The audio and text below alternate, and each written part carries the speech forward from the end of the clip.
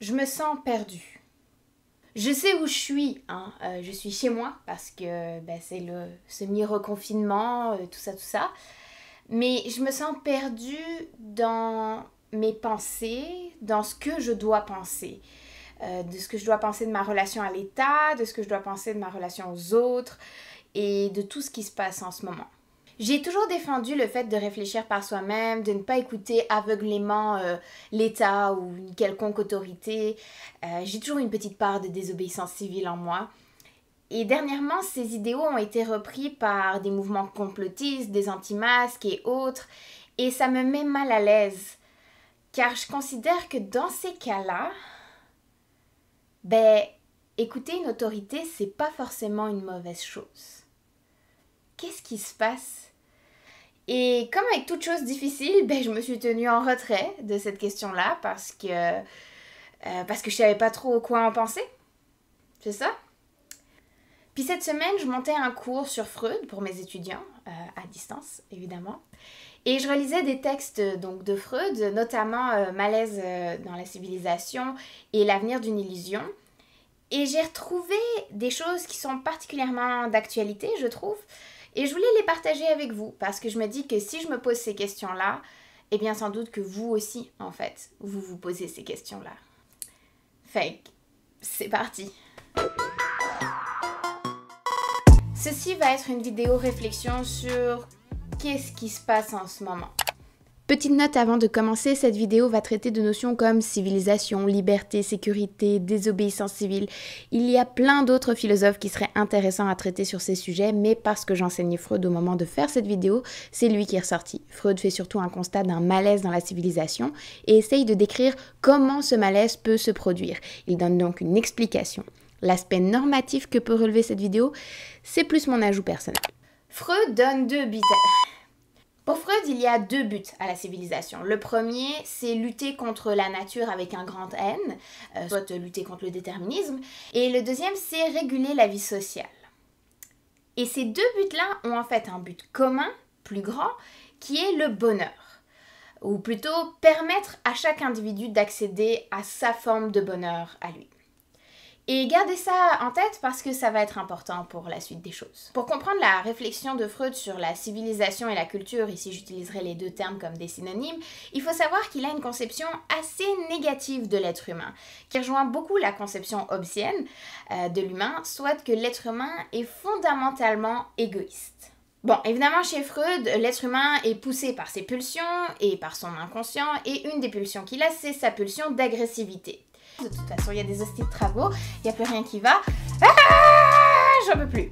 Puis ça, c'est le problème numéro 1. Parce que, évidemment, si on est égoïste et qu'on a des pulsions d'agressivité, ça peut vite dégénérer. Mais on peut observer que, grosso modo, ça dégénère pas tant que ça. Pourquoi? Parce que la société nous contraint. C'est ça qui fait que ça ne part pas en cacahuète, pour le dire gentiment. C'est parce que la société nous prive d'une certaine liberté pour nous assurer de la sécurité. Et encore une fois, c'est très hobbesien ici. Puis je veux dire, on est quand même bien content qu'il y ait ces règles qui restreignent un petit peu notre liberté. Parce que, je veux dire, moi je suis bien contente par exemple que n'importe qui ne peut pas venir me tuer. Hein? L'État empêche les gens de me tuer. Ou en tout cas, les décourage. Plus peut-être ça. Et je pense qu'aujourd'hui, avec toute la situation du Covid, on a l'exemple le plus flagrant de l'État qui intervient en restreignant les libertés dans le but de garantir la sécurité. Puis on pourrait s'arrêter là, parce que j'ai envie de dire, qui ne veut pas être en sécurité? Qui ne veut pas supprimer un peu de liberté pour garantir la sécurité de tous? Hein? Qui ne veut pas ça? Il y a cette phrase dans L'avenir d'une illusion, un texte de Freud, qui m'a vraiment donné envie de faire cette vidéo-là. Et c'est celle-ci. Il est curieux que les hommes qui savent si mal vivre dans l'isolement se sentent cependant lourdement opprimés par les sacrifices que la civilisation attend d'eux afin de leur rendre la vie en commun possible. Ceci résume tellement bien tout ce qui se passe en ce moment. Le point que souligne Freud, c'est que on s'attaque à la civilisation, on s'attaque aux règles que l'on instaure sous prétexte de défendre la liberté, alors qu'en réalité, ce qu'on cherche à faire, et j'utilise ces mots ici, c'est de protéger nos impulsions égoïstes, agressives et asociales.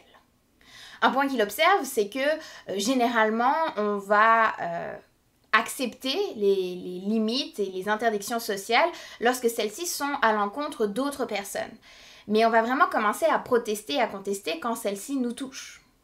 Ok, les masques. La raison derrière l'utilisation du masque est une raison de santé publique. C'est pour éviter la propagation du virus. Pas besoin de faire un topo sur c'est quoi le virus, je pense que vous en avez largement entendu parler. Bon, peut-être que c'est pas à 100% efficace, et oui, ça va nous prendre encore de nombreuses études avant d'être sûr à 100% de tout ce qu'on peut bien dire en science, mais c'est normal, c'est comme ça que la science fonctionne. C'est la science, ça prend du temps, ça prend vraiment beaucoup de temps. Mais c'est principe de précaution, base de la base, le port du masque, c'est pour protéger les autres. Bon, pourtant, il y a des gens qui vont pas le porter, ok? Des gens même plutôt bruyants, qui vont vous faire savoir qu'ils ne le porteront pas. Puis c'est quoi l'argument derrière cette prise de position? Eh bien, un des arguments phares, c'est que c'est une privation de leur liberté.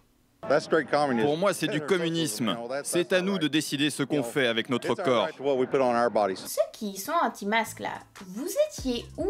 Vous êtes où sur la question des habits des filles? Parce que il y a des filles qui demandent à se libérer de la brassière obligatoire à l'école et on n'a jamais vu autant d'engouement, de publicité et de révolte comme le provoque le port du masque obligatoire. Juste pour contextualiser, en 2020, le magazine Marianne a trouvé important de commanditer un sondage sur l'habit des filles à l'école et apparemment, 66% des Français semblent songer que, ils ont leur mot à dire sur comment les filles s'habillent, mais deuxièmement, qu'elles doivent obligatoirement porter un soutien-gorge sous leurs vêtements. Voilà. 2020. Et je veux dire, la raison derrière ça, c'est pas une question de santé publique, là. C'est vraiment... Vous savez que Marianne est représentée seins nus? Non. Mais il n'y a que 63% des Français qui supportent l'idée du port du masque obligatoire. Puis soyons honnêtes, je ne suis pas sûre que ce soit les mêmes personnes. Je pense que beaucoup de gens sont contre l'obligation de porter une brassière sous ses vêtements, mais pour l'obligation du masque. Le point de Freud, c'est de dire que l'on s'attaque à la culture, ou ici à l'État, non pas parce qu'elle a tort, mais parce qu'elle nous ennuie. On aime être en sécurité, protégée des autres, mais on n'aime pas qu'elle nous restreigne aussi. On aimerait ça finalement que les règles soient pour les autres. Il observe à son époque que de nombreuses personnes prêchent pour un certain retour à l'état de nature, ou un monde moins civilisé, mais Freud met en garde en disant que c'est un malentendu de croire que dans l'état de nature, il y avait plus de liberté. De parce que c'était un état non civilisé, rien ne retient nos pulsions d'agressivité. Et là, ça devient évidemment très difficile de pouvoir faire quoi que ce soit, étant donné qu'on se retrouve toujours dans la crainte de l'autre. Freud en conclut que de nombreux individus se retrouvent en conflit avec la culture et la civilisation pour la seule raison que celle-ci réprime leurs pulsions, leur égoïsme. En bref, ce qu'il dit, c'est que nous sommes des êtres fondamentalement égoïstes, menés par des pulsions notamment d'agressivité.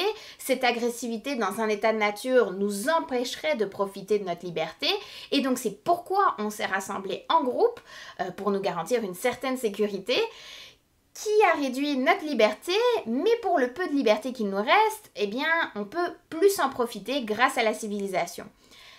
Puisque ce que l'État nous procure, c'est de la sécurité. C'est simple, non? Fait que, suivons les recommandations de l'État. Voilà.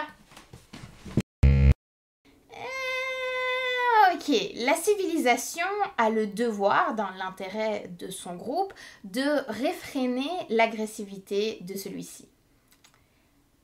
Mais cet instinct d'agressivité, il disparaît pas tout d'un coup comme ça. Fait qu'il faut le contrôler, et une façon de le contrôler, c'est de le rediriger vers un autre groupe que l'on considère ne pas être notre groupe, et de leur faire manger en pleine face toute notre agressivité. Freud ici pense particulièrement à la guerre, puisqu'il écrit Malaise dans la culture après la Première Guerre mondiale. D'ailleurs, il y écrit: il est toujours possible d'unir les uns aux autres par les liens de l'amour une plus grande masse d'hommes, à la seule condition qu'il en reste d'autres en dehors d'elle pour recevoir des coups. Freud est très critique des États parce que en permettant l'agressivité envers un autre peuple, on justifie cette agressivité, on s'en débarrasse pas. Et ça a un impact dans notre conception morale individuelle. Il est alors normal d'être agressif envers l'autre. Or, la tâche de l'État, c'est d'établir des liens harmonieux entre les individus, non pas créer des sous-groupes minoritaires qui reçoivent toute l'agressivité en pleine face. Et bien sûr, on ne peut pas parler de Freud sans parler de sexualité. Je vais passer très vite sur ce point-là, mais c'est quand même un point important parce que ça fait partie de l'analyse de la civilisation pour Freud. L'analyse qu'il fait de la civilisation et de l'État en particulier, c'est que en ce moment, l'État est trop restrictif, et particulièrement sur la question de la sexualité, et que cet excès de répression a alors un impact grave sur nos pulsions. Freud pense ici particulièrement à l'homosexualité qui est interdite et à la monogamie qui est contraignante, ce qui crée un sentiment d'injustice et de refoulement. Et on s'accordera pour le dire, ça ne crée pas du bonheur. Alors que c'est ça le but de la civilisation, nous garantir de la sécurité afin qu'on puisse exprimer à notre façon notre bonheur individuel. La civilisation ne devrait pas avoir le droit de demander aux individus le renoncement de certaines pulsions sans aucune raison spécifique. Puis là, il faut certainement agrandir la critique de Freud et dépasser le simple fait de la sexualité. Si la société est trop restrictive avec certaines minorités, eh bien ça va créer un sentiment d'injustice, certainement du refoulement, et ça va aboutir à du malheur et non pas du bonheur.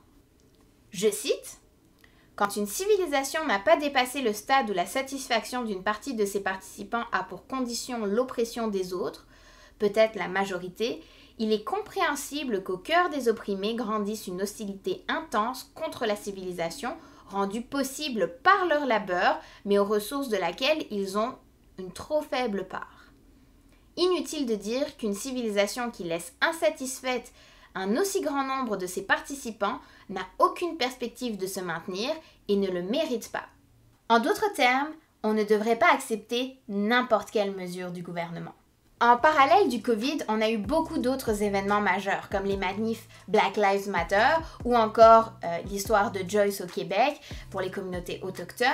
Et ces choses-là, ce sont pour moi une belle représentation de comment l'État et notre civilisation, notre culture a failli. Mais juste avant, Freud disait qu'il fallait suivre les restrictions de l'État. Et là, maintenant plus? Quoi? En fait, on ne devrait jamais suivre les restrictions de l'État uniquement parce que l'État nous demande de le faire. Quand j'enseigne Hannah Arendt en classe, je demande à mes étudiants « Est-ce qu'on devrait suivre l'autorité ?» Et la réponse en gros est « Non, jamais ». Et ça ne veut pas dire que le gouvernement a toujours tort ou que les mesures sont mauvaises. Ça veut juste dire qu'il faut savoir pourquoi est-ce qu'on les suit. On ne doit pas suivre aveuglément des choses, il faut savoir pourquoi est-ce qu'on les suit. Mais de la même manière, ce que rajoute Freud, c'est savoir pourquoi on ne veut pas les suivre. Si je prends la ceinture de sécurité, c'est une mesure qui restreint ma liberté et qui m'ennuie, mais je la mets quand même. Et je ne devrais pas la mettre parce que l'État me dit de la mettre, je devrais le faire parce que je sais que c'est plus sécuritaire pour moi et pour les autres sur la route. Et quand je ne veux pas suivre une règle de l'État, je devrais me demander pourquoi, sincèrement, je ne veux pas le faire. Est-ce que c'est parce que ça m'ennuie ou parce que je trouve que c'est une injustice envers un groupe minoritaire, par exemple? Et je dis pas que c'est facile parce qu'avec tous les biais qu'a mon cerveau, je vais avoir tendance à trouver des raisons qui me semblent légitimes pour justifier un comportement qui est certainement en fait du pur égoïsme. Je pense par exemple à la dissonance cognitive.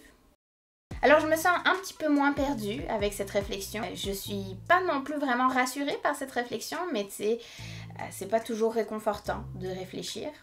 Alors, je vous ai parlé de Freud évidemment rapidement, sans aborder tous les aspects, et c'est une réactualisation de deux textes que je trouve intéressants chez lui, mais évidemment j'ai omis beaucoup de choses pour pouvoir faire une vidéo courte et j'espère intéressante. Par exemple, j'ai pas parlé de comment Freud considère que les femmes sont les plus problématiques concernant la civilisation parce que j'avais pas envie. Mais bien sûr, il y a beaucoup de critiques que l'on pourrait faire à Freud et qui seraient intéressantes de mettre en avant, notamment sa prémisse de base. Est-ce que vraiment les gens sont initialement des personnes égoïstes? Est-ce qu'on a cette pulsion vraiment d'agressivité en nous? Est-ce qu'elle est innée ou est-ce que c'est un acquis? Sommes-nous fondamentalement des êtres égoïstes? Peut-être pas. C'est sûr qu'en ce moment, j'ai l'impression qu'on a perdu beaucoup d'empathie, qu'on a vraiment un détachement à autrui à cause de tout ce qui se passe dans l'actualité. Je trouve qu'il y a un manque général d'empathie. Mais en même temps, en avions-nous plus avant? Avons-nous toujours été comme ça? Je vous laisse en discuter dans les commentaires, me proposer vos critiques de Freud, ça me ferait plaisir à lire. En tout cas, il y a une réflexion en philosophie sur le rapport sécurité-liberté depuis très longtemps, notre rapport à l'État, à la culture et aux autres. Et je pense que le climat actuel est en fait un bel exemple de ce que c'est comme problème. Alors je voulais vous en parler. Et je voulais partager finalement ma réflexion. D'autres youtubeurs ont aussi fait des réflexions sur ces questions de liberté et qui concernent évidemment les anti-masques aussi. Par exemple, je pense à Monsieur Phi qui a fait une série sur la liberté. De très bonnes vidéos, je vous conseille d'aller les voir. Si vous avez aimé cette vidéo, n'hésitez pas à me le dire, non pas parce que je suis une autorité qui vous dit quoi faire, mais parce que vous pensez à autrui et vous pensez à moi, et moi ça me fait plaisir quand vous me dites ce que vous avez aimé, donc voilà. Faites-le pour cette raison-là. Puis si vous avez trouvé que c'était intéressant, que vous voulez partager cette réflexion avec les autres, bien partagez ma vidéo. Moi j'ai pas l'occasion en fait, parce que cette session-ci j'enseigne à distance, d'avoir ces mêmes genres de conversations que j'avais avant avec mes étudiants. Alors je me tourne vers internet pour avoir ces débats-là et ces réflexions-là. Ah oui, parce qu'internet c'est un lieu de sagesse et de gentillesse. Mais on peut en faire un lieu de sagesse et gentillesse ici. Fait que partagez cette vidéo si vous la trouvez intéressante, que d'autres personnes rejoignent ma réflexion. Et puis quant à moi, je vous dis à la prochaine.